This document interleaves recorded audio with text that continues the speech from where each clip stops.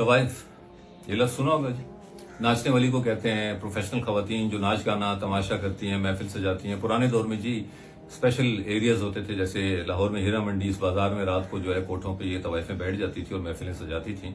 और अक्सर नवाब फैमिलीज, उमरा यानी अमीर लोग, शरफा के लिबादे में छुपे हुए तमाशबीन मर्द जो हैं जाके इन कोठों पे इन तवाइफों का मुजरा देखते थे और बेदरे गोलत लुटाते थे। अच्छा, खुराबा, शरीफ लोग, middle class, upper middle class, ये तो तसव्वुर भी नहीं कर सकते थे कि अफोर्ड कर सके किसी तवाइफ को कोठे पे जाके जो है वो पैसे फेंकना या उनका मुजरा देखना।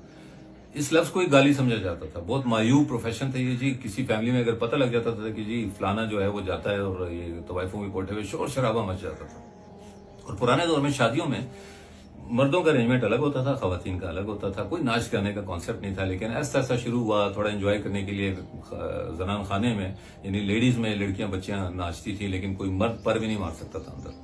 फिर जी थोड़ा ये हुआ कि वेस्ट और हम अपने पड़ोस मुल्क से इंस्पायर होना शुरू हुए, वीसीआर की फिल्में भी आना शुरू हुई, तो वो औरतें थोड़ी शर्म हया खत्म हो गई हमारी बेटियां। तो वो क्या हुआ, भाई कजन्स ये भी आके जो है वो उनका नाच गाना देखना शुरू हो गए बहाने बहाने से। फिर प्रॉपर बैठ के देखना शुरू हो गए, मजीद शर्म खत्म हुई।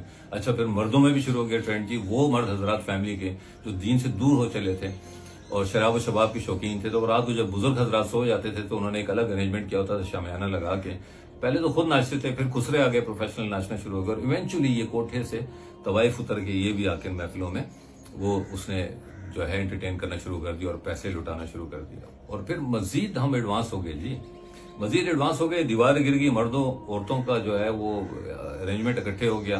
पहले तो वो दीवारों पे चढ़ के छुप के ये महफिल देख लेती थी, लेकिन फिर वो दौर आया कि अब इकट्ठे भी बैठ के मुजरा हम तवाइफों को देख रहे होते हैं। खैर, मैं जो बात करना चाह रहा हूँ जी, शादियां जो है ना हमारी, वो अरेंजमेंट चेंज हो गई। अब क्या होता है जी, हमारी बहनें बेटियां बदकिस्मती से वो धड़ल्ले से नाच गाना करती हैं जी शादी की महफिलों में, और फिर वो फौरन सोशल मीडिया पे जो है वायरल हो जाती हैं वीडियोस।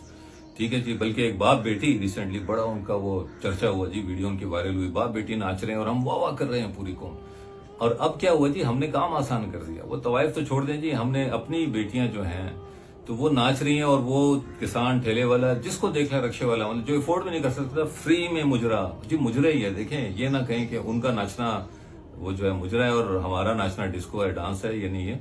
मुजरा देख रहे हैं, फ्री में अवेलेबल है, वो हमारी बहनों बेटियों को देख रहे हैं, उनका नाच गाना देख रहे हैं और हम इनकरेज करते हैं। अच्छा, उस पे सोने पे सुहागा देखें कि अब दुल्हनें भी पंडाल में दाखिल होती हैं तो नाचते हुए अपने शोहर की तरफ जा रही हैं। वो पूरा एक शूट हो रहा है, एक तो कोरियोग्राफर आता है, ये डांस सबको सिखाता है, वो बेदरेक जी टच भी कर रहा है हमारी बहनों बेटियों को नामहरम। कपड़े भी हमारे कम हो गए हैं, स्किन नजर आनी शुरू हो गई, ब्लाउज इतने इतने हो गए हैं जी। वो बेटी जो रुखसत होने वाली है वो नाचते हुए जाती है सारी दुनिया के सामने, बाप के सामने, भाई के सामने नाचते हुए जाती है अपने शोहर के पास। और जब रुखसत करने का वक्त आता है जी, एक आवाज उठती है, कुरान शरीफ ले आओ। गिलाफ में लिपटा कुरान शरीफ ला के हम उसके सर पे पकड़ लेते हैं कि कुरान के साए में बेटी को रुखसत करो ताकि उसका नसीब अच्छा हो।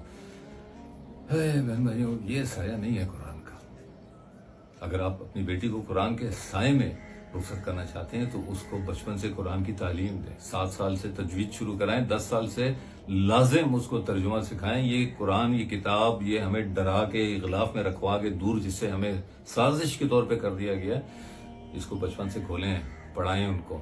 ये मुकम्मल ज़ाब्ता हयात है। अल्लाह ताला फरमाते हैं ज़ालिकल किताब ला रैब फीह है, ये वो किताब है जिसमें कोई शक की गुंजाइश नहीं। फिर अल्लाह ताला फरमाते हैं ये वो किताब है जो नसीहत है, रहनुमाई करती है सीधे रास्ते की तरफ। ये वो किताब है जिसमें मैंने हर बात, आयतें खोल खोल के बयान फरमा दी हैं। जिंदगी कैसे गुजारनी है। आपकी बेटी जब ये कुरानी तालीम हासिल करेगी, वो दीन और दुनिया को बैलेंस करेगी, नमाज पढ़ेगी, वो खुद आपके पास आके खड़ी होगी कि पापा मामा नमूदो नुमाइश में नहीं पढ़ना, ये फजूल खर्ची नहीं करनी। इस्लाम में सादा निकाह है, मस्जिद में या घर में, और सीधा सीधा जो करीब के रिश्तेदार हैं दूल्हा दुल्हन के, उनको दावत दें, वलीमा है। ये जो आप लोग मुझे बिठा के 5 लाख का जोड़ा पहनाते हैं, 4 घंटे पार्लर में बिठा के मुझे तैयार करके मेरी जीनत और आराइश पूरी दुनिया के सामने नुमाइश होती है, मेरा जो ये नाच सारी दुनिया में जाता है, ये गलत है, ये जायज नहीं है। जीनत और आराइश वो जब कुरान में पढ़ेगी कि सिर्फ और सिर्फ अल्लाह ताला फरमाते हैं तुम्हारे शौहर के लिए, और अगर कोई महरम तुम्हारे बाप भाई देख लें तो समझ आती है। लेकिन हमारी बहनें बेटियां जब बाजार निकल रही होती हैं तो किस तरह तैयार होकर निकलती हैं, किसके लिए? ना महरम मर्दों को दिखाने के लिए। तो जब आपकी बेटी ये समझेगी, इस साए के नीचे प्रॉपर आएगी, तो वो आपसे कहेगी, आप भी कहेंगे कि हमें ऐसा लड़का नहीं ढूंढना जो मटेरियलिस्टिकली इस दुनिया में सेटल हो। नसीब में हुआ तो दौलतमंद होगा, नहीं है तो हमें ऐसा देखना है जो दीन और दुनिया को बैलेंस करके चलता है, जो दीनदार लड़का है, जो आखिरत की फिक्र करेगा मेरी बेटी के साथ। और फिर आपकी बेटी ये भी सीखेगी कि अल्लाह ताला ने उसे कैसे ब्लेस किया कि बायोलॉजिकल पेरेंट्स के अलावा अल्लाह ताला ने उसको दूसरे घर में भी एक्स्ट्रा बोनस के तौर पे माँ बाप दे दिए। वो उनकी भी इज्जत करेगी, आपके घर आएगी उनका हया पर्दा रखेगी, आपके घर से उधर जाएगी आपका हया पर्दा रखेगी, तो अल्लाह ताला उसको कौन से मकाम पे ले जाएंगे, दोनों घरों को जन्नत बनाएगी, उनको भी माँ बाप की तरह ट्रीट करेगी। तो मेरे बहन भाइयों इस चीज को अंडरस्टैंड करें, अजाब की तरफ मत दौड़ें। देखें मैं एक बात करता हूँ बुरी लगेगी, आप अपनी बेटी को ले जाएं ना, जरा किचन में चूल्हा जलाएं और थोड़ी देर के लिए बिठा दें उस पर, आप मुझे कहेंगे पागल हो गए, जल जाएगी वो। तो इस आग पे तो आप मेरे सामने खड़े होकर बहस शुरू कर देंगे मुझसे। तो वो आग जिसका अल्लाह ताला फरमाते हैं कि जिसका ईंधन ही इंसान और जिन है, वो दोज़ख की आग जो पुकार पुकार के कहेगी और कौन है ला के दें और मजीद मुझे, तो क्यों अपनी औलाद को, अपनी बेटियों को आप उसकी तरफ दौड़ा रहे हैं? थोड़ी देर के लिए सोचें, क्या हम अपनी बेटियों को तवाइफ नहीं बना रहे?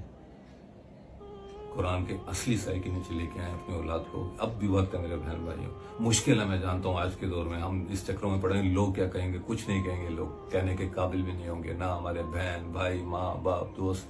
क़यामत के दिन सिर्फ हम, हमारे अमाल और अल्लाह की ज़ात और जो हमने तरबियत की होगी अपनी औलाद की, वो सब कुछ हमारे सामने आएगा। अगर मेरी बात आपको समझ आती है, पसंद आती है, हुज़ूर पाक सल्लल्लाहु अलैहि वसल्लम की हदीस है कि एक नेकी की बात, खैर की बात फैलाने वाला वो भी सदका जारिया है उसके लिए। तो आप भी इसमें अपना हिस्सा डालें सदका जारिया के तौर पे। ये बात जिधर जिधर फैला सकते हैं अपने बहन भाइयों में, अपनी बहनों की, बेटियों की इज्जत का ख्याल रखें, उनको तमाशा मत बनाएं, उनको तवाइफ मत बनाएं। जज़ाकल्लाह।